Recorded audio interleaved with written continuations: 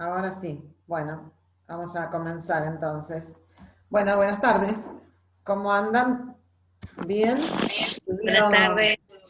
Buenas Bueno, tardes. yo entonces lo que les voy a pedir es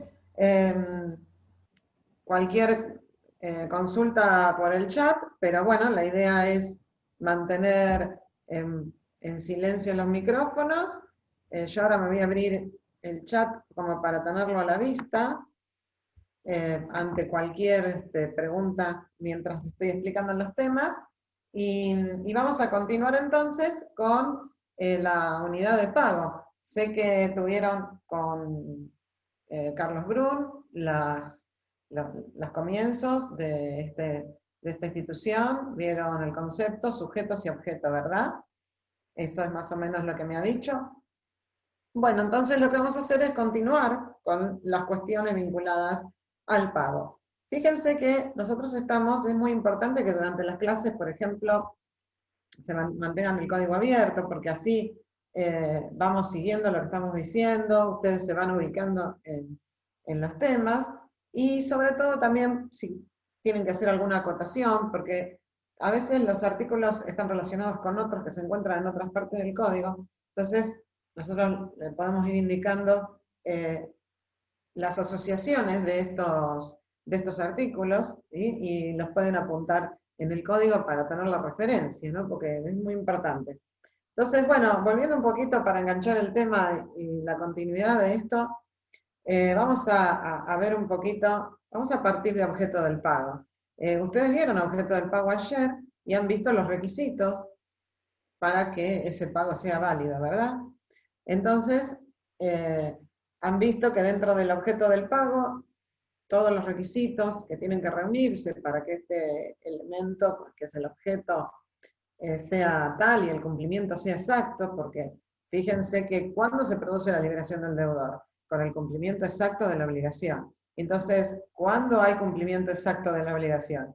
Y bueno, cuando nosotros estamos ante la presencia de los elementos que vieron ayer, es decir, los sujetos, el solvent, el accipient, los sujetos que revisten la calidad de solvent, los sujetos que revisten la calidad de accipient, las relaciones que existen entre los sujetos, las cuestiones vinculadas también al tema de los terceros en calidad de solvents y las acciones recíprocas entre ellos y demás, ¿verdad? Entonces, cuando entramos al tema de objeto, han visto ustedes que primero el 867 plantea los requisitos. Pero fíjense que ese artículo no es solamente el 867, ¿sí? Que habla de el objeto del pago que dice identidad, integridad, puntualidad y localización. A ese 867 que seguro que vieron con Carlos ayer, tienen que sumarle otros requisitos como es que el pago no sea en fraude de otros acreedores. 876, que el pago o lo que se da en pago esté disponible, no esté embargado, no esté prendado, como es el 877. Y si la obligación consta de dar una cosa cierta para transmitir el dominio de ella, que es, por ejemplo, ustedes lo van a ver esto en las obligaciones de dar cosas ciertas para transferir derechos reales, que aquel que transfiere la propiedad de una cosa sea propietario de ella, ¿no? Entonces este es el 878. Por lo tanto, cuando el 867 habla del objeto del pago y de los requisitos, además de integridad, identidad, localización, puntualidad, ausencia de fraude, propiedad de la cosa y que se encuentre disponible, es decir, que no esté embargada ni prendada. Esto quiere decir que si yo recibo una cosa a través de una compraventa, por ejemplo, esa cosa que yo recibo no tiene que estar prendada o hipotecaria o hipotecada a favor de una tercera persona. ¿Por qué? Porque me impide la libre disponibilidad de esa cosa que recibo. Es decir, no puedo venderla porque es una prenda o una hipoteca. Entonces, eso es en cuanto a estas cuestiones. Pero fíjense ustedes que dentro de lo que es objeto del pago, habla de dos requisitos que es localización y puntualidad. Localización y puntualidad. Entonces ahí es donde nosotros vamos a arrancar puntualmente la clase de hoy, ¿no? Localización y puntualidad, por un lado se lo ve como un requisito del objeto del pago, es decir, el pago debe hacerse en el lugar indicado en la obligación o en el lugar apropiado. Y La puntualidad está asociada al tiempo de pago. Tiempo de pago implica cumplir con la prestación en el tiempo adecuado o propicio. Entonces, este es el análisis un poco de esto, pero puntualidad y localización son requisitos del objeto del pago, pero por otro lado también son circunstancias del pago, ¿no? Entonces, dentro de lo que son las circunstancias del pago, vemos el tema del tiempo del pago que está asociado a puntualidad y lugar de pago que está asociado a este tema de localización. ¿Sí? Bien. Entonces, el tema del tiempo del pago, fíjense, está como circunstancias del pago, está en el artículo 871. Es importante este artículo y tiene varias cuestiones que vamos a aclarar. El tiempo del pago es muy importante que tengamos claro cuáles son las clases de plazos que existen, a qué plazo se refiere, si hay plazo, si no hay plazo. Incluso es importante porque eso me va a indicar después de qué manera voy a poder considerar si el deudor está constituido en mora o no. Es decir, si hay incumplimiento, cómo determino el incumplimiento, ¿no?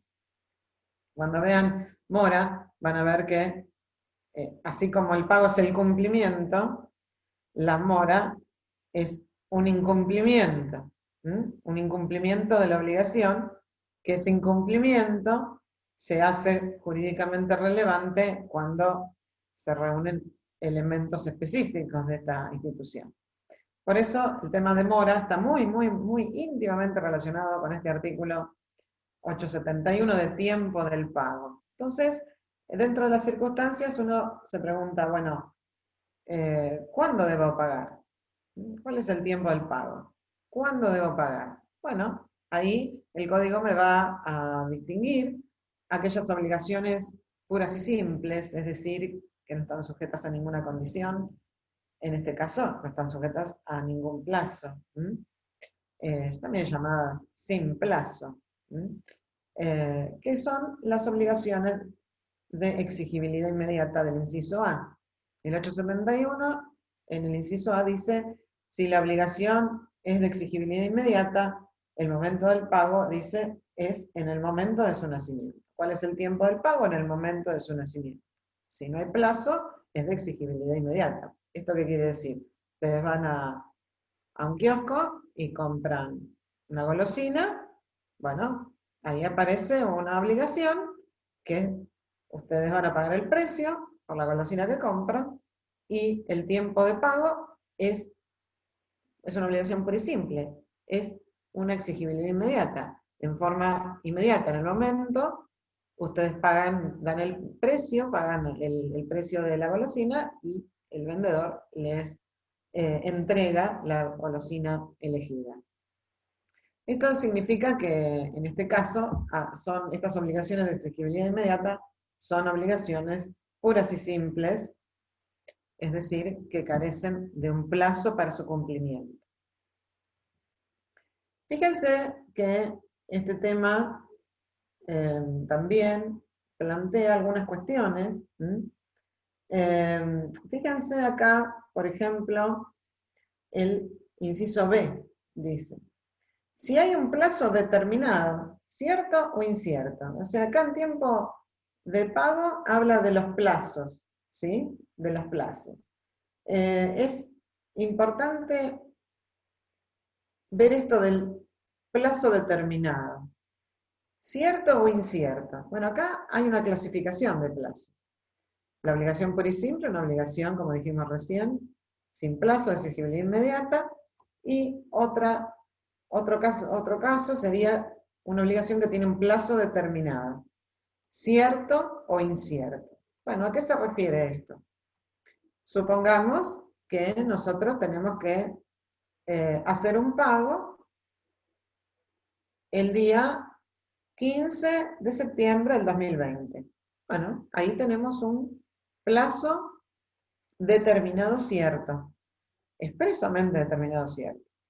El vencimiento de la obligación es el 15 de septiembre del 2020.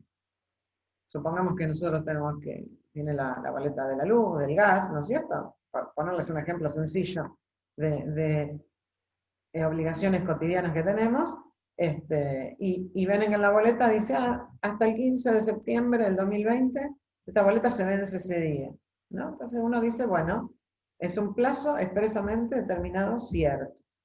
Ya puedo pagar antes del plazo, por supuesto, ¿no? Entonces, la opción de pagar anticipadamente, dice el 872, el pago anterior al vencimiento del plazo no da derecho a exigir descuentos, y a su vez, el 352 dice que no da lugar a repetir lo pagado. 352 lo vamos a buscar para que ustedes lo ubiquen.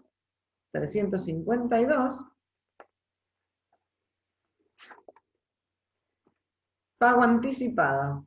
El obligado que cumple o restituye antes del plazo no puede repetir lo pagado. ¿Sí? Después fíjense el 350, que se refiere a plazo, que está en la parte general de las modalidades de los actos jurídicos, porque yo hoy les decía que las obligaciones podían estar sujetas a modalidades, a condición, a plazo y a cargo. Bueno, estas modalidades están en el capítulo 7, modalidades de los actos jurídicos, y en la sección 2 se refiere a los plazos. Especie, la exigibilidad o extinción de un acto jurídico puede quedar diferidas al vencimiento de un plazo. Beneficiario del plazo, 351, el plazo se presume establecido en beneficio del obligado a cumplir o a restituir a su vencimiento, a no ser que por la naturaleza del acto o por otras circunstancias resulte que se ha previsto que el plazo es a favor del acreedor o de ambas partes. Entonces esa es una regla general que luego ustedes van a ir viendo que se van aplicando a distintas situaciones jurídicas que se pueden generar. 351. Y el 352, el obligado que cumple o restituye antes del plazo no puede repetir lo pagado. O sea, no tiene derecho a la devolución de lo pagado. Sigamos entonces con el plazo. Estábamos en este caso explicando el plazo cierto, expresamente determinado cierto. También está un plazo determinado incierto. Fíjense que el mismo código dice cierto o incierto, ¿no? ¿Cuándo lo tiene que pagar? Cuando el plazo es expresamente determinado cierto, como en el caso que estaba diciendo, 15 de septiembre del 2020, bueno, el momento del vencimiento ese es el día de su vencimiento, ese es el tiempo de pago. ¿Qué pasa cuando el plazo es incierto? Bueno, el caso de un plazo determinado incierto, básicamente nosotros decimos que el plazo es determinado porque sabemos que va a ocurrir, lo que no se sabe es cuándo, ¿sí? A diferencia de la condición que a veces no se sabe si va a ocurrir ni se sabe cuándo, ¿no? O sea, en el plazo sabemos que va a ocurrir, lo que desconocemos es cuándo, por eso es un plazo incierto. Y este es el caso que habitualmente se pone como ejemplo en todos los libros, ¿no es cierto?, de este tipo de instituciones, que es el caso cuando el cumplimiento de la obligación está diferido para el día que muera determinada persona, por ejemplo. El día que muera determinada persona, entonces ese día es el momento en que debe cumplirse con el plazo. Es expresamente determinado incierto, porque sabemos que va a ocurrir, porque todas las personas en un momento mueren, pero no sabemos cuándo va a morir. Entonces, por eso es incierto. Bueno, acá plantea el día de su vencimiento. Después está todo ese tema de qué pasa con el plazo incierto y el día de su vencimiento, que eso después lo van a ver en mora, cuando realmente se constituyen en mora en estas situaciones, ¿no? Por supuesto. Luego, fíjense, el punto C, el inciso C del 771, dice, si el plazo es tácito, debe cumplirse en el tiempo en que según la naturaleza y circunstancias de la obligación debe cumplirse. Según las naturales y circunstancias de la obligación. Plazo tácito. También es muy importante al analizar el tema del plazo tácito como tiempo de pago y poder también, a su vez, determinar el tiempo de cumplimiento, porque la mora en el plazo tácito también tiene sus características, es decir, cuándo voy a considerar que está constituido en mora cuando se trata de un plazo tácito, ¿no? En el caso del plazo tácito, como dice que el tiempo está indicado por la naturaleza y circunstancias de la obligación, vamos a suponer, por ejemplo, un caso de plazo tácito es si nosotros contratamos o solicitamos una mercadería que tiene que venir de determinada localidad, determinada ciudad, y que aproximadamente nosotros tenemos una idea de lo que puede tardar un transporte de Buenos Aires hacia Mar del Plata. Podemos calcular aproximadamente cuánto puede, de acuerdo a la naturaleza y circunstancias de la obligación, cuánto habitualmente puede demorar. Sabemos que hay 400 kilómetros y sabemos que un transporte puede, de mercadería o de alguna cuestión de algún producto que uno solicite a la capital federal o a Cava, puntualmente, puede llegar a tardar 24 horas o a veces más tiempo si depende de otras circunstancias, pero un traslado no va a tardar más de 24 horas porque de hecho son 400 kilómetros que puede uno estimar un plazo, un tiempo de más de 5 horas y media aproximadamente, que es lo que tardaban los micros de transporte de personas de larga distancia, ¿no? Obviamente que este tema, el tema de la naturaleza y circunstancias de la obligación, se ve alterado notablemente con este contexto de pandemia en el cual nosotros en este momento estamos viviendo desde marzo de este año, porque por supuesto muchas de las cuestiones que se desarrollaban de una determinada manera, hoy no se desarrollan así. Sabemos que el transporte de personas a larga distancia no está funcionando, entonces no lo podemos tomar como parámetro que dure 5 horas o 5 horas y media un transporte. Los transportes de mercaderías también tienen sus demoras de distinta índole, pueden ser demoras vinculadas a permisos, que el lugar de donde tiene que partir el transporte tenga determinadas exigencias que se van dando día a día y que la localidad va imponiendo a los trabajadores esenciales, cuando abre o cierra distintas fases de la cuarentena o del aislamiento preventivo y obligatorio, que en este momento, bueno, muchas localidades de la provincia de Buenos Aires están afectadas, ¿verdad? Entonces esto, por supuesto, hace que este tema de la naturaleza y circunstancias de la obligación, bueno, hace que sea un poco más flexible.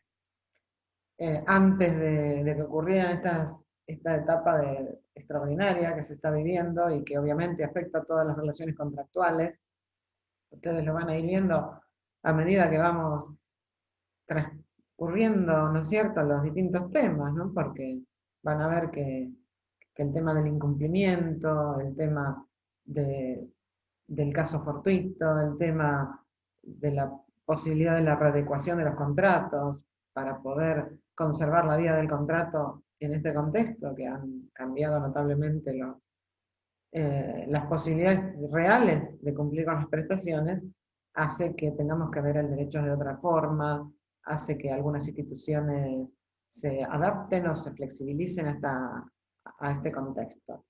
Pero básicamente, para que ustedes entiendan que se trata con plazo tácito, tiene que ver con las circunstancias, con la naturaleza y circunstancias de la obligación, ¿no? Entonces, bueno, uno piensa que habitualmente tarda determinado tiempo una mercadería en llegar, y bueno, y ese es el tiempo en que uno tiene que considerar como tiempo de pago. Hoy habitualmente, en los últimos tiempos, se está viendo, por ejemplo, a través de las redes sociales eh, y de los distintos sitios web donde las empresas hacen sus ofertas de productos, que dentro de esas ofertas dicen, bueno, tiempo de envío tanto, eh, tiempo de entrega tantos días, o tiempo de entrega a partir de tantos días, en algunas empresas en un momento al comienzo de la cuarentena decía, la entrega se hará cuando se levante el aislamiento obligatorio. Entonces, bueno, después a medida que fueron transcurriendo los días y los decretos presidenciales fueron cambiando y habilitaron el transporte de mercaderías, de trabajadores esenciales o de ventas en productos online, bueno, empezaron a habilitarse los transportes. Entonces, este tema de la naturaleza y circunstancias de la obligación, hoy por hoy está muy en vigencia este tema del plazo tácito, ¿no? Después fíjense que también, bueno, otro temita vinculado al plazo tácito es de qué manera se constituyen moras, ¿no? Eso es otro tema que después cuando vean mora van a ver en detalle el debate doctrinario respecto a ese tema, porque el código actual no plantea de qué manera se constituye, pero bueno, los usos y costumbres indican que se constituye en mora a través de la interpelación, ¿no? Del acreedor al deudor. Pero bueno, eso no vamos a profundizar porque lo vamos a ver en mora. Después tenemos otro temita muy interesante que es el inciso D del 771, ¿no? Nosotros lo que estamos haciendo es explicando este tema del tiempo del pago, comentando cada uno de estos incisos, porque es fundamental, este artículo es la base para comprender otras instituciones. Fíjense acá, el inciso D. Si el pago es indeterminado, perdón, si el pago no, si el plazo. Si el plazo es indeterminado, el tiempo del pago, dice, en el tiempo, se debe hacer el pago en el tiempo que el juez fije a solicitud de cualquiera de las partes mediante el procedimiento más breve que prevea la ley local. En el tiempo que fije el juez. Bueno, acá vamos a hacer una aclaración en este temita del plazo indeterminado. Tenemos el inciso D. Vamos a ver un poquito el 889. El 889, artículo 889, a veces lo repito para que ustedes tengan tiempo de escribirlo, de anotarlo. Pago a mejor fortuna, dice. Principio. Las partes pueden acordar que el deudor pague cuando pueda o cuando mejore de fortuna. En este supuesto se aplican las reglas de las obligaciones a plazo indeterminado. Es decir, en un contrato se puede pactar que el deudor cumpla su obligación o pague, ¿no?, de cumplimiento cuando pueda o cuando mejore de fortuna.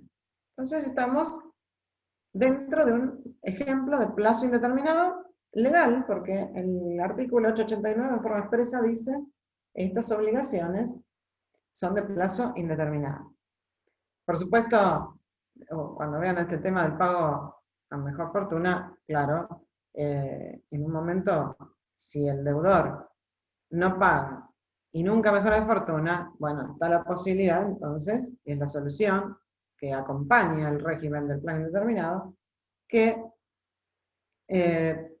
dice, se puede pedir ante el incumplimiento. Claro, si no se pacta, se puede pedir ante el incumplimiento. Es decir, ahora vamos a explicar un poquitito eso.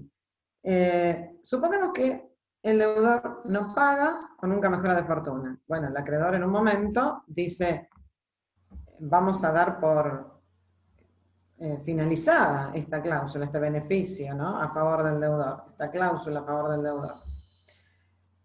Que no es el beneficio de competencia que se da a sujetos específicamente indicados por la ley, sino esto es a cualquier deudor. El acreedor puede beneficiar a cualquier deudor con una cláusula de pago mejor fortuna, con una cláusula de esta naturaleza con plazo indeterminado. Esto quiere decir que en un momento el acreedor dice, bueno, no mejora de fortuna, el deudor no me paga voluntariamente, entonces puedo exigirle el cumplimiento. Para esto tengo que utilizar el mecanismo del plazo indeterminado. Entonces tengo que solicitar al juez que fije un plazo para el cumplimiento de la obligación y puedo acumular la acción de fijación de plazo y la acción de cumplimiento. La acción de fijación de plazo va a ser, en la sentencia el juez me va a marcar cuál es el día me va a indicar como día de cumplimiento de la obligación. Es decir, en la sentencia se va a fijar el plazo. Y bueno, y ese plazo se le va a notificar al deudor. Y si el deudor no cumple en el plazo indicado por la sentencia, entonces, como acumulé las acciones de fijación de plazo y de cumplimiento, puedo ejecutar esa sentencia y proceder a la ejecución forzada del artículo 730, que no sé si comenzaron a ver ejecución forzada o efectos con relación al acreedor. Bien, entonces, este tema del plazo es indeterminado. En principio, son casos donde se necesita que el juez fije el plazo.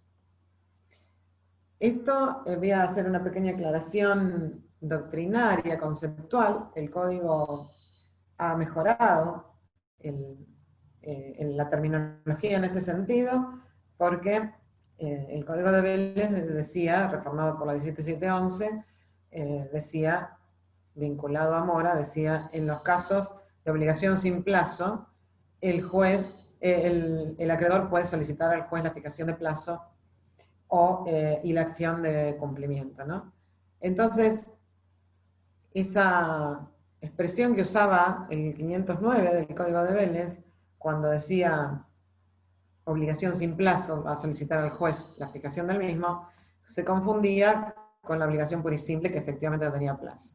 Entonces esa fue una crítica marcada por la doctrina en muchas ocasiones y por eso la doctrina incorporó y concretamente lo expresó en este código actual, que aquel plazo que necesita que el juez fije el plazo no es una obligación pura y simple, porque son de exigibilidad inmediata, las obligaciones puras y simples están en el inciso A, sino que son obligaciones de plazo indeterminado.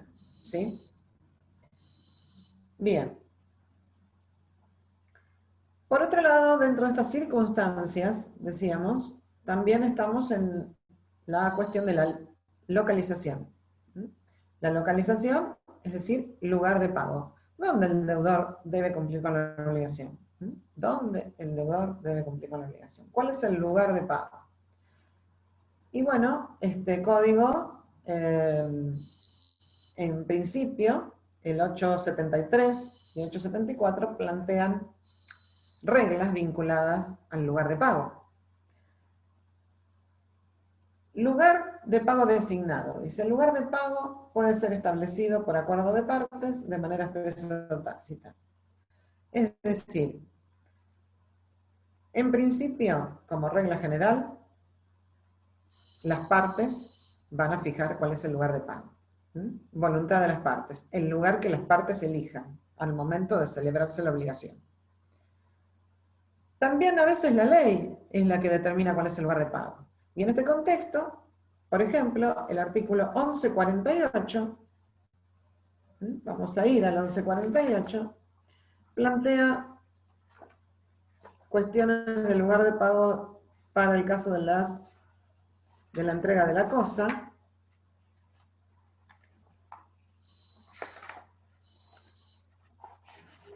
Artículo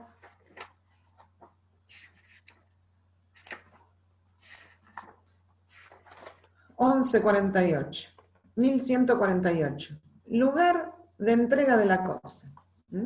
O sea, a veces la ley me está diciendo dónde debo cumplir. 1148 dice lugar de entrega de la cosa. El lugar de la entrega es el que se combina o el que determinen los usos o particularidades de la venta. Fíjense, el lugar de entrega es el que se combina. Acá aparece la misma regla, acuerdo de partes. Es el lugar que las partes pactaron al momento de celebrarse la obligación. O el que determinen los usos y costumbres o particularidades de la venta. En su defecto, si no hay usos y costumbres o características particulares de la venta, la entrega debe hacerse en el lugar en el que la cosa cierta se encontraba al momento de la celebración del contrato. Es decir, el lugar donde se encontraba la cosa. Esto tiene que ver con excepciones que trata el artículo 874. Fíjense, otro caso de lugar de pago de origen legal es el 1361, cuando trata de la restitución de la cosa dada en depósito. ¿Cuál es el lugar de pago? ¿No? Estamos acá en el cumplimiento de una cosa que debo restituir. Yo soy el depositario de esa cosa, se termina el contrato de depósito y yo le tengo que devolver, de restituir a su dueño, ¿no? O sea, la persona que me encomendó el depósito. Entonces, ¿cuál es el lugar de pago? El lugar donde estaba la cosa bajo custodia, ¿sí? Artículo 1361. El artículo 874 decimos, si nada ha indicado el lugar de pago, es el domicilio del deudor al tiempo del nacimiento de la obligación. Cuando dice acá, si nada se ha indicado, el lugar de pago es el domicilio del deudor, acá está indicando que es una regla residual. La regla residual es el domicilio del deudor. Es decir, primero voy a tener el acuerdo de partes, segundo voy a ver si la ley me indica el lugar donde debo realizar el pago. Si no hay no estoy dentro de las excepciones donde, por ejemplo, en el caso de la entrega de un inmueble, el lugar donde se encuentra el inmueble, ¿no? Es decir, si no hay una indicación en lugar de la cosa depositada, como recién les decía, el 1361, bueno, si no puede surgir de ninguna de estas situaciones el lugar de pago, la regla residual es el domicilio del deudor, al momento del nacimiento de la obligación. También es cierto que acá plantea la posibilidad de que el deudor se mude y que el domicilio actual del deudor no sea el mismo que el domicilio que tenía al momento de la celebración de la obligación. Entonces dice que el acreedor tiene derecho a exigir el pago en el domicilio actual o en el anterior. Igual opción corresponde al deudor cuando el lugar de pago sea el domicilio del acreedor, ¿no? En el actual o en el domicilio que tenía o que había denunciado el acreedor en el momento de la celebración de la obligación o del contrato. Esta regla no se aplica a las obligaciones de dar cosa cierta en el lugar de pago es donde la cosa se encuentra habitualmente. Por eso vimos el artículo 1148. Es decir, el 874 inciso A me va a derivar al 1148. Bien, y el inciso B, fíjense, en las obligaciones bilaterales de cumplimiento simultáneo, en este supuesto el lugar de pago es donde debe cumplirse la prestación principal, ¿sí? Es decir, hay que ver si se entrega una cosa cierta a través de... y se paga un precio por ella, bueno, es obviamente el lugar donde se encuentra la cosa cierta, esto se refiere, ¿no? La obligación principal. Bueno, este tema entonces del lugar de pago, también hay una cuestión ahora, con todo este tema que se ha, digamos, jerarquizado, ¿no? Todo este tema del consumo a través de medios electrónicos, y los contratos de consumo, contratos electrónicos o a distancia, también se tiene en cuenta como lugar de cumplimiento de la obligación el lugar donde el consumidor recibió o debió recibir la prestación. Bien, esto entonces decíamos en cuanto a las circunstancias de tiempo y lugar. También otra cuestión importante a considerar es el tema de los gastos del pago. Los gastos del pago, como regla general, son a cargo del deudor, pero hay un artículo puntual, 1138, vamos a ir al 1138, que dice, salvo pacto en contrario, el deudor es el que debe cargar con los gastos del pago. 1138. Obligaciones del vendedor. Gastos de entrega. 1138. Excepto pacto en contrario, están a cargo del vendedor los gastos de la entrega de la cosa vendida y los que se originen por la obtención de los instrumentos referidos en el 1137. El 1137 es el artículo inmediatamente anterior, donde dice obligación de transferir. El vendedor debe transferir al comprador la propiedad de la cosa vendida. También está obligado a poner a disposición del comprador los instrumentos requeridos por los usos o particularidades de la venta y a prestar toda colaboración que le sea exigible para que la transferencia dominial se concrete.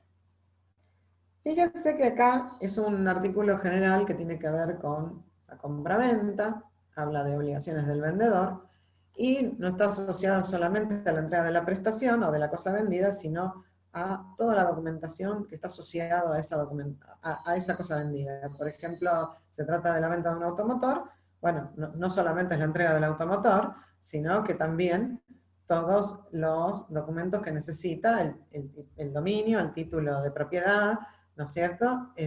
Y los informes de dominio y demás, a los fines de poder realizar la transferencia a través del formulario 08 que exige el registro de la propiedad automotor para poder transferir el derecho de propiedad. O en el caso, por ejemplo, de un inmueble, que obviamente el vendedor tiene que ofrecerle o brindarle al escribano interviniente que va a realizar la escritura traslativa de dominio todas las escrituras, los planos, toda la documentación vinculada a la propiedad de ese inmueble a los fines de que el escribano tome conocimiento de la individualización y pueda pedir los informes de dominio e inhibición y estudio de títulos y demás para poder concretar, como dice acá, prestar toda cooperación que le sea exigible para la transferencia dominial se concrete, es decir, para que se pueda concretar la transferencia dominial de acuerdo a el tipo de bien que se refiera, ¿no? Si es mueble registrable o si es inmueble, de acuerdo a los requisitos legales que se exigen. Eso es en cuanto al tema de gastos del pago, entonces. Regla general, a cargo del deudor, ¿no es cierto? Salvo pacto en contrario, y como pauta orientadora tenemos el 1138 del Código Civil. Después, otro temita que se vincula con toda esta cuestión del pago es el tema de la prueba del pago, a partir del artículo 894 y siguientes. El tema de la prueba del pago, fíjense, el 884 habla de la carga de la prueba y obviamente dice en las obligaciones de dar o de hacer, la carga de la prueba recae sobre la persona que invoca el pago. Es decir, si yo tengo que entregar una cosa y la entregué y la pagué, soy la que tengo que probar que realmente cumplí con la entrega de la cosa, ¿no? Di cumplimiento. O si realicé, o era una obligación de hacer y realicé la actividad, tengo que probar que realmente realicé la actividad de la que me había prometido. En las obligaciones de no hacer, por tratarse de una abstención, pesa sobre el acreedor que invoca el incumplimiento la carga de la prueba. A veces, en algunas obligaciones, una de las partes se obliga a no realizar determinada cosa. Bueno, la parte perjudicada, porque no se cumplió con esa abstención, es la que debe probar que se cumplió con una obligación, que se incumplió una obligación de no hacer. ¿De qué manera? Porque dice en el inciso A, recae sobre quien invoca el pago, ¿no? Entonces, ¿qué medios, no es cierto? ¿Cuáles son los medios de prueba? ¿De qué manera puedo probar que cumplí? ¿De qué manera puedo probar que cumplí con una obligación de dar o con una obligación de hacer?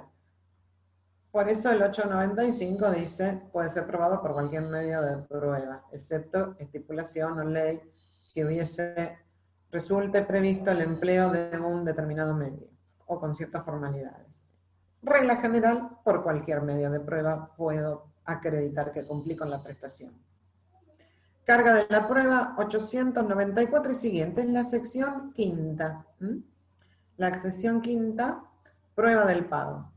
Y también hace referencia al recibo. Obviamente que el recibo del pago es recibo por excelencia, la prueba por excelencia, porque en el momento del cumplimiento el deudor tiene derecho a exigirle al acreedor el recibo del pago. Y mínimamente, el recibo no tiene grandes formalidades, pero mínimamente tiene que decir cuál fue la prestación recibida, el nombre del deudor, quién lo cumplió, y debe estar firmada por el acreedor. Mínimamente para poder identificar ese recibo y poder tener una prueba que tiene que ver con otra institución que vamos a ver enseguidamente, una prueba de la imputación de ese pago, es decir, a qué deuda imputa ese pago, ¿no? Eso ahí va a aparecer la importancia y nos vamos a dar cuenta por qué hay que individualizar qué es lo que pagué, por qué hay que individualizar quién lo pagó y la firma del acreedor. Entonces el recibo es muy importante porque con el recibo yo puedo repeler un reclamo del acreedor. El acreedor, yo supongamos, cumplí con la prestación y me entregó el recibo. Y a pesar de todo eso, el acreedor me inicia demanda por incumplimiento. Entonces, puedo contestar esa demanda oponiendo excepción de pago y probando con el recibo que efectivamente esa prestación se ha cumplido en tiempo y forma. Por eso habla del derecho a exigir el recibo. Es muy importante estos artículos que siguen respecto del derecho a exigir el recibo y las características del recibo y lo que puede decir el texto del recibo. Pero fíjense que hay otro artículo muy interesante que también tiene muchas aplicaciones, porque sobre todo lo vamos a ver en imputación y también lo vamos a ver en obligaciones dinerarias, ¿no es cierto? Son reglas que lo vamos a ir viendo reflejado en otras instituciones, que es el 889 cuando habla de presunciones relativas al pago. Estas presunciones son presunciones iuris tantum, es decir, admiten prueba en contrario, ¿sí? Entonces, en forma clara, el código dice, se presume excepto prueba en contrario. O sea, en forma clara ya me está diciendo que es una presunción, puedo demostrar lo contrario. Si no demuestro lo contrario, se entiende que esto es así, ¿no?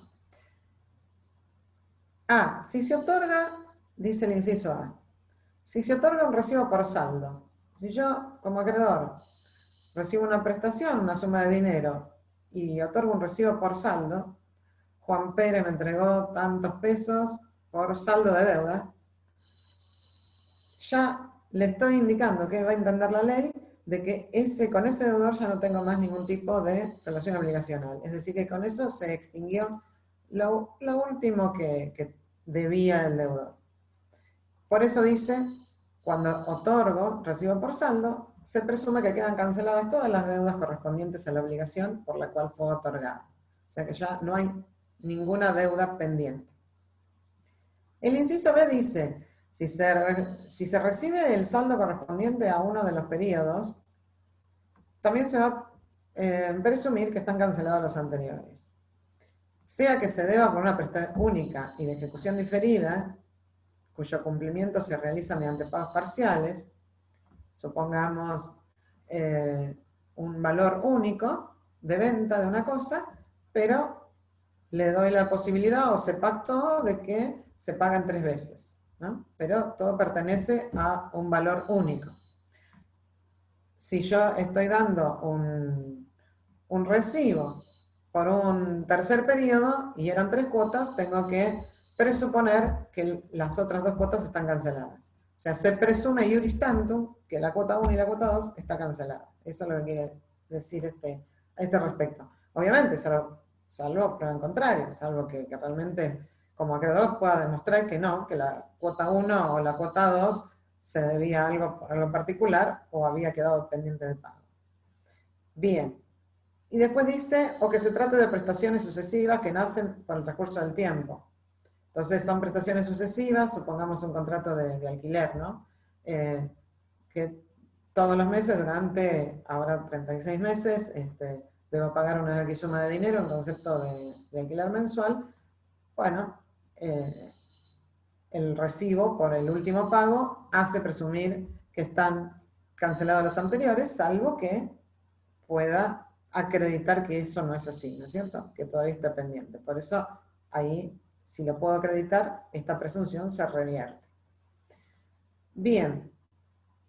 En el punto C dice, si se extiende recibo por el pago de la prestación principal, sin los accesorios del crédito, y no se hace reserva, estos quedan extinguidos.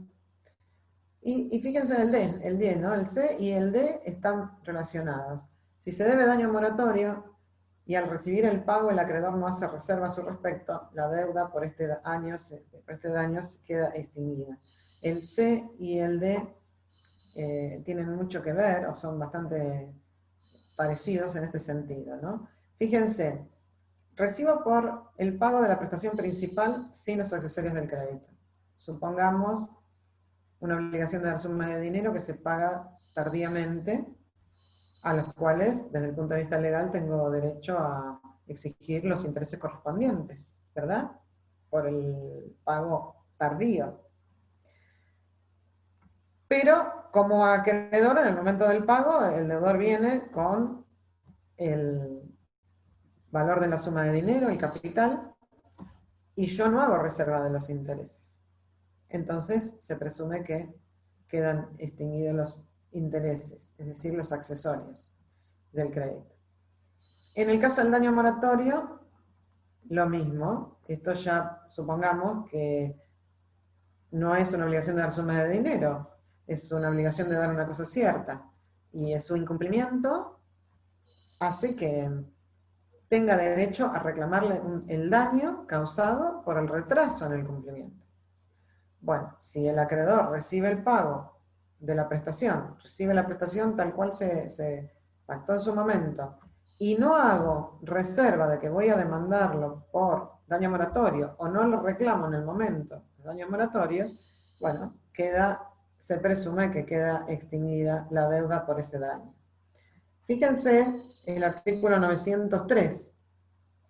Pago a cuenta de capital e intereses. Si el pago se hace a cuenta del capital e intereses, supongamos que entrego un recibo que dice a cuenta de capital e intereses, y no se precisa su orden, se imputa en primer término a los intereses, a no ser que el acreedor dé recibo por cuenta del capital.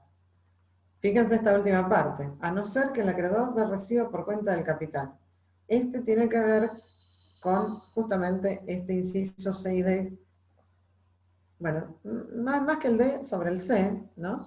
Que hace referencia a que recibe la prestación principal y no hace reserva de los intereses o no hace reserva de los accesorios. Estos quedan extinguidos. Por eso dice, si el acreedor otorga recibo a cuenta del capital o por saldo de capital y no hace reserva de los intereses, estos quedan extinguidos.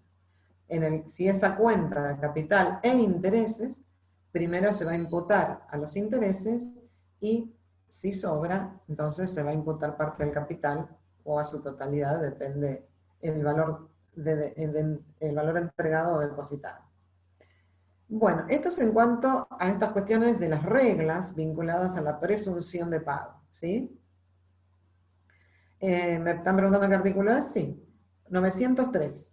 En 903 yo les estaba indicando que la última parte del 903 es el que se vincula con el 889, inciso C, ¿sí? Es decir, porque ahí justamente está haciendo referencia a no hacer reservas sobre los accesorios del crédito. Bien. Otra institución que tiene que ver con todo este tema del pago es el tema de la imputación de pago. El tema de la imputación de pago, y después quedaría también efectos, bueno, vamos a ver hasta dónde llegamos hoy, si no llegamos, vemos de dar efectos, porque efectos del pago también estaban en el programa, estoy viendo ahora en este momento, pero bueno, hablemos de imputación para seguir el orden del código, y vemos un poco el tema de efectos, y si no, se lo indico al docente que sigue el día lunes para continuar entonces. Respecto a la imputación de pago, el tema de la imputación de pago está en la sección sexta y tenemos artículos 900, 901 y 902. Imputación de pago. ¿Qué quiere decir esto? ¿Por qué es importante la institución de la imputación de pago? Y bueno, acá nosotros estamos en presencia de un deudor y un acreedor y tenemos muchas obligaciones, muchas deudas, que a mí como deudor me vinculan a ese acreedor. Y esas deudas son de la misma naturaleza, pero de distinta causa fuente, ¿no? Es decir, una puede deberse, eso quise decir, puede deberse a un daños y perjuicios, que se refiere, que tenga fuente en un hecho ilícito, puede deberse a distintos contratos que he celebrado con el acreedor para distintas finalidades, y bueno, y tenga distintos compromisos con el mismo acreedor. Entonces, este artículo 900 me está marcando el camino de cómo resolver este tema de la imputación de pago. Como yo tengo muchas deudas, pluralidad de deudas, de la misma naturaleza, de distintas causas fuentes, es decir, por ejemplo, todas son obligaciones de dar suma de dinero, pero todas tienen causas distintas. Todas tienen vencimientos distintos, todas tienen su fuente diferente. Lo que sí es cierto como deudor es que no me alcanza para pagarle todas las deudas que tengo con el acreedor. Entonces, pluralidad de la deuda, primer requisito para que entre en juego el mecanismo de la imputación de pago, pluralidad de deudas, de la misma naturaleza, y que el deudor no le alcance para pagar todas las deudas que tiene con el acreedor. Entonces, el 900 dice, si las obligaciones para con un solo acreedor tienen por objeto prestaciones de la misma naturaleza, el deudor tiene la facultad de declarar al tiempo de hacer el pago por cuál de ellas debe entenderse que lo hace. Es decir, por un lado, para que podamos, reitero esto para que se entienda, podamos proceder a la institución de la imputación de pago, es una relación con un solo acreedor, pero tengo muchas obligaciones, tienen una prestación de la misma naturaleza, todas son de la suma de dinero, por ejemplo, pero tienen causas diferentes, ¿no? Entonces, no puedo hacer frente a todas las obligaciones que tengo con el acreedor. Bien, en principio, como regla general, lo que establece el artículo 900, y eso es también un reflejo y una aplicación del favor de Vittoris, ¿no es cierto? Es decir, primero tiene el deudor la posibilidad de imputar el pago, como regla general. ¿Quién imputa el pago? La prioridad la tiene el deudor. Favor de Vittoris. Otra aplicación del favor de Vittoris. Fíjense que a lo largo de la materia de obligaciones van a ver en muchas instituciones donde el deudor tiene la prioridad en la elección de la cosa, en el caso de las obligaciones alternativas, las obligaciones de género, ¿no? Y acá, por ejemplo, primero el derecho a imputar el pago lo tiene el deudor, ¿no? Entonces acá son aplicaciones de este principio a favor de Vittoris que ustedes han visto cuando vieron la parte general de la primera unidad, ¿no? Los elementos en cuanto a vínculo. Bien. Entonces, el deudor es el que va a imputar el pago. Es él el que va a decir cuál de todas esas obligaciones va a cancelar con ese cumplimiento, con ese pago. Pero la elección, dice, debe recaer sobre deuda líquida y de plazo vencido. Es decir, deuda líquida, que se sepa exactamente cuánto es la suma de dinero debida y de plazo vencido. Hoy decíamos que podíamos tener una obligación de dar suma de dinero en virtud de un contrato, donde evidentemente la suma adeudada está determinada, ciertamente, y también sé que le debo suma de dinero respecto a un daño sin perjuicios a ese acreedor. Pero por ser un daño sin perjuicios, no está con claridad cuánto es lo que le debo. Entonces, no hay una liquidez, no hay una deuda líquida en ese caso. A veces es fácilmente liquidable. El Código de Vélez decía que una deuda líquida es cuando se sabe con certidumbre cuánto es lo que se debe o cuando es fácilmente liquidable. Pero a veces no es tan fácil liquidar daños, entonces, de hecho, no está líquida. Y de plazo vencido, porque dentro de esa pluralidad de obligaciones que tengo con el acreedor, quizás tengo un contrato que ya venció o cuyo plazo de cumplimiento ya venció, o también puedo llegar a tener contratos donde tengo algunas deudas, pero todavía tengo para pagar en el mes de noviembre, diciembre, enero o febrero del próximo año. Entonces esos plazos no están vencidos, por más que tenga esa relación obligacional pendiente.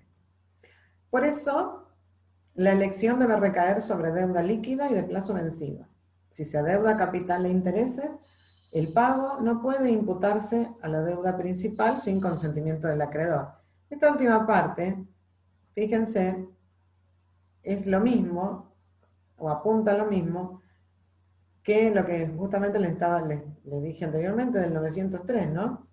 A no ser que el acreedor dé recibo por cuenta de capital. Acá lo que dice es, si se adeuda capital e intereses, el pago no puede imputarse al principal, es decir, al capital, sin consentimiento del acreedor. ¿Por qué? Porque si el acreedor da consentimiento, está renunciando a los intereses. Si no, la imputación es primero los intereses y luego el capital. Es por eso que se hacen estas aclaraciones. Entonces, el primero que realiza la imputación de pago, ¿quién tiene derecho a imputar el pago en primer lugar? Es el deudor. El deudor. Artículo 900. Artículo 900, imputación por el deudor. ¿Dentro de qué obligaciones? Dentro de las obligaciones líquidas y vencidas. Dentro de esas obligaciones líquidas y vencidas, sobre esas voy a indicar, bueno, vengo a pagar tal obligación, tiene que estar líquida y vencida. Si el deudor no lo hace, porque el otro momento es, ¿en qué momento realiza la imputación de pago? ¿En qué momento va a indicar que va a cancelar determinada obligación? Y bueno, lo va a hacer en el momento del pago, en el momento del cumplimiento. Si el deudor no imputa el pago en el momento del cumplimiento, por eso dice al tiempo de hacer el pago, dice el 900, ¿no? Cuando dice que el deudor tiene la facultad de declarar al tiempo de hacer el pago, ahí me está marcando cuándo. ¿Cuándo voy a imputar? ¿Cuándo voy a manifestarle al acreedor en el momento de hacer el pago? ¿Sí? Puede ocurrir entonces que el deudor no impute el pago al momento de realizarlo, no haga la imputación, no indique qué obligación va a cancelar al momento de hacer el pago. Simplemente le entrega dinero al acreedor, pero no indica cuál de las obligaciones va a cancelar. Entonces, lo va a hacer el acreedor. Por eso el 901 dice imputación por el acreedor. Si el deudor no imputa el pago, el acreedor se encuentra facultado para hacerlo al momento de recibirlo. Es decir, en principio el deudor en el momento del pago tiene derecho a elegir cuál cancela, qué obligación cancela. Pero no elige, no, simplemente ofrece el pago y no decide, no le expresa al acreedor cuál va a cancelar. Entonces, el acreedor en el momento en que recibe el pago, él debe decir, ah, bueno, entonces con esto vamos a cancelar tal obligación. Es decir, la imputación la va a hacer el acreedor. Pero también dice, conforme a las siguientes reglas, debe imputarlo alguna de las deudas líquidas y vencidas. Líquidas y exigibles, dice. Bueno, cuando una deuda es exigible, cuando está vencida. Entonces, líquidas vencidas o líquidas exigibles, esto es porque del lado del acreedor, cuando hablamos de iniciar las acciones del 730, de los medios legales, dice que solamente se puede iniciar las acciones cuando esa obligación es exigible. Entonces, la obligación es exigible cuando el plazo ha vencido. Bien. Una vez canceladas totalmente una o varias deudas, puede aplicar el saldo a la cancelación parcial de cualquiera de las otras. Le entrega una suma de dinero X y bueno, y el acreedor primero va a imputar para cancelar las deudas líquidas y vencidas. Pero a pesar de que imputa las líquidas y vencidas, le sobra dinero. Entonces, con el dinero que sobra, dice, puede aplicarse saldo a una cancelación parcial de cualquiera de las demás. ¿Sí? O sea, lo imputa ese saldo a cuenta de cualquiera de las demás. Pero también puede ocurrir, fíjense, en el 902, que el deudor al momento de hacer el pago no haga uso del derecho de la imputación y el acreedor al recibir tampoco haga uso del derecho de la imputación y simplemente el acreedor lo que hace es recibir de fulano de tal la suma de tantos pesos. Y no aclara, en el recibo que le dan, no aclara qué obligación canceló, no aclara elementos como para que nos indiquen qué obligación fue cancelada con ese pago, ¿verdad? Entonces entra lo que se llama la imputación por la ley, artículo 902. 902. Si el deudor o el acreedor no hacen imputación del pago, se lo imputa en primer término a la obligación de plazo vencido más onerosa para el deudor. Es decir, acá se va a aplicar el principio de mayor onerosidad. Hay diferencia con el tratamiento de los otros dos artículos, porque tanto para la imputación del deudor y para la imputación por el acreedor, fíjense que el requisito es que sean líquidas y vencidas. No habla de la más alta en valor, la deuda más antigua, la más onerosa, no, todos esos criterios no. Simplemente dentro de cualquiera, las líquidas y vencidas. Cualquiera, ¿no? Tanto del lado del deudor como del lado del acreedor. El mismo artículo plantea, debe recaer sobre deuda líquida y plazo vencido. No dice más nada, no hace aclaración respecto de otras características que pueda tener la deuda.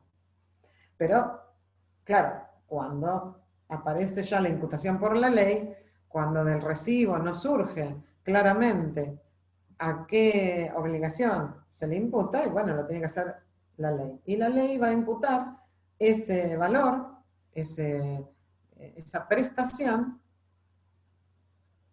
a la de plazo vencido más onerosa para el deudor. Principio de mayor onerosidad.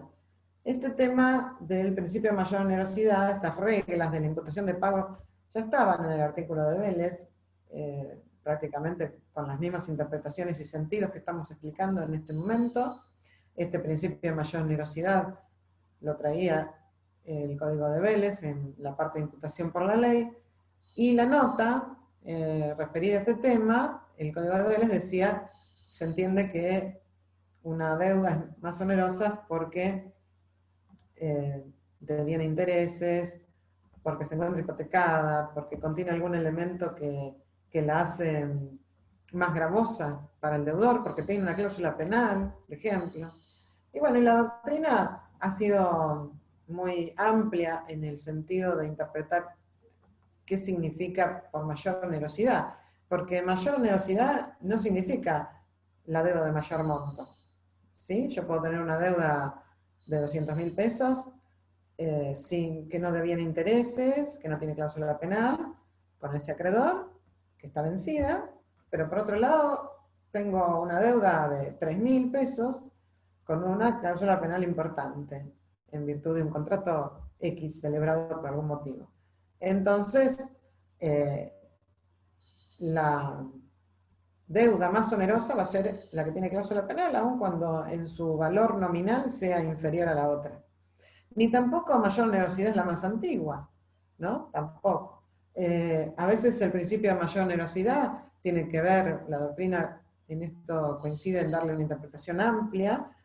Por ejemplo, la imputación de pagar un alquiler que su no pago, su impuntualidad, puede generar una demanda de desalojo, por ejemplo. Bueno, esa es más onerosa que quizás una deuda que no tiene intereses, que no tiene cláusula penal, o una deuda que quizás es de poco valor nominal, pero tiene una garantía hipotecaria, por ejemplo. Entonces, ahí la presencia de la garantía hipotecaria, la fuerza que ejerce la garantía hipotecaria, hace que sea gravosa, porque el deudor, si no paga esa deuda, puede perder su propiedad, por ejemplo. O también puede ocurrir que son deudas que son susceptibles de un juicio ejecutivo. Entonces, bueno, son deudas que están sometidas a un proceso ejecutivo y que esto puede generarle graves problemas al deudor en cuanto a embargos, en cuanto a ejecución o pérdida de bienes, etc.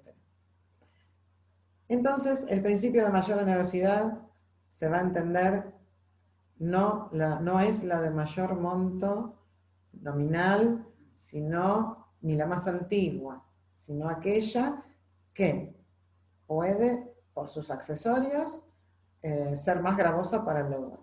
Ejemplo, tenga una cláusula penal, devenga intereses, tenga una garantía hipotecaria, esté sometida a un proceso ejecutivo, esté en peligro un desalojo, etc. ¿Verdad? Entonces es muy importante ver esto para interpretar, fíjense, un pequeño concepto que genera esta situación al momento de pretender ser justos con esta imputación, ¿no? En primer lugar, a la obligación de plazo vencido, más onerosa para el deudor. Por eso fíjense todo lo que deviene la idea de esta mayor onerosidad, ¿no? Principio de mayor onerosidad. Y en el punto B dice, cuando las deudas son igualmente onerosas, todas tienen cláusula penal, todas tienen intereses, todas tienen distintas garantías que las hacen gravosas y demás, se le imputa a prorrata, es decir, se hace una distribución proporcional entre todas las que tienen un mismo nivel de gravosidad hacia el deudor. ¿Alguien me está diciendo qué artículo estoy leyendo? O a lo mejor me lo preguntaron antes, no sé, porque cada tanto miro el chat y no sé si ya lo contesté, pero de todas maneras esto es el artículo 902 de imputación de pago. Bueno, esto es en cuanto entonces a prueba, imputación, ¿sí? Lugar, tiempo de pago. Fíjense que todo esto es importantísimo para poder entrar luego seguramente a mora, que no sé qué día, creo que la semana que viene ya les toca entrar en mora y lo van a ver con más claridad porque van a ver la aplicación concreta, ¿no?, de este tema de tiempo de pago. Simplemente quería preguntarles si tenían alguna duda, porque ya son 4:15, me hacen la pregunta por el chat si tienen alguna duda. Y yo les voy a decir entonces a la doctora Oviedo, que creo que da el lunes, o al doctor Brum, que expliquen un poquito efectos del pago, ¿sí? Básicamente, no sé si lo habían visto, creo que no, el tema de efectos del pago, el tema del trabajo práctico no es opcional, es decir, todos lo tienen que hacer, obviamente va a tener nota, todos vamos a hacer una nota conceptual porque es importante que todo lo que ustedes entreguen a través del trabajo práctico va a tenerse en cuenta a nivel conceptual cuando tomemos los parciales, ¿no es cierto? Es decir, los trabajos prácticos, la finalidad que tienen básicamente es ayudarlos a estudiar muchos de los temas. No hay ninguno aún, dice ya está subido el trabajo en tiempo de entrega. No sé, porque yo no estoy subiendo al campus los trabajos, los está subiendo el doctor Lustano o el doctor Brum, pero se van a enterar cuando esté subido, por supuesto. La idea de los trabajos es que los ayuden a estudiar, son trabajos de autoevaluación, son trabajos que tienen mucho que ver con la forma en que nosotros vamos a evaluar y ayuda a que puedan integrar los conceptos y las cuestiones que estamos explicando y los casos y los ejemplos dentro de algunas cositas prácticas que se le van instalando a través de esta modalidad, ¿no? En realidad, para nosotros es un instrumento de aprendizaje, tanto para nosotros, para ver de qué manera ustedes van comprendiendo la materia, y para ustedes que los ayuda mucho a comprender y asimilar los conocimientos. Bien, perfecto. Bueno, sí, Brun dijo, perfecto. Sí, porque ese tema lo estaba manejando él. Nosotros tratamos de organizarnos y centralizar que una sola persona suba las cosas y haga las indicaciones en el campus para evitar que se nos trapapen cosas. Y bueno, como Carlos es el encargado de esta comisión, él va a indicar ese tema. Pero sí, yo les digo que los trabajos tienen esa finalidad, ¿no? La finalidad de que les sirva a ustedes para que todo lo que nosotros explicamos en las clases lo vean en cosas concretas y es más fácil de entender, más fácil de comprender y les va a ayudar muchísimo al momento de hacer el examen, ¿no? Porque es la aplicación y la bajada de todo lo que estamos explicando. Después, bueno, otra cosita que les quería comentar. Bueno, no, entonces vamos a hacer así. Vamos a dejar por hoy, que ya son 4:20, y yo le voy a decir a Carlos y a Claudia, entonces, que sigan con efectos del pago antes de arrancar el tema siguiente, así ya con eso cerramos, ¿sí? A ver acá, localización y puntualidad no serían esenciales y no, y si, ¿qué dice? Sino que son circunstanciales o continúan siendo requisitos esenciales como identidad. Perfecto, bien, ya te contesto, Leopoldo Pereira. La localización y la puntualidad tiene doble función en el tema del pago. Por un lado, son requisitos del objeto del pago.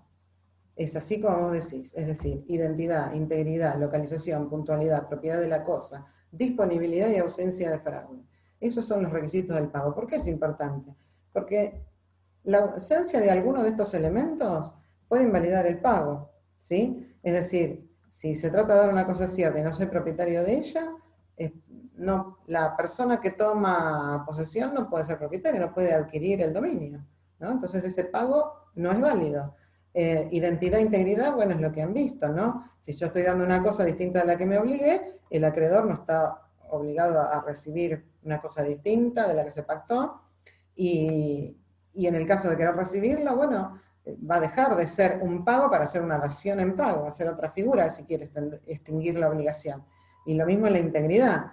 Ningún acreedor está obligado a recibir la totalidad, un pago parcial, no está obligado a recibir un pago parcial, sino que tiene derecho a recibir del deudor la totalidad, es decir, la prestación más los intereses. Por ejemplo, si se paga fuera del término. Entonces, el tema de los pagos parciales no pueden ser impuestos por el acreedor, por el deudor al acreedor.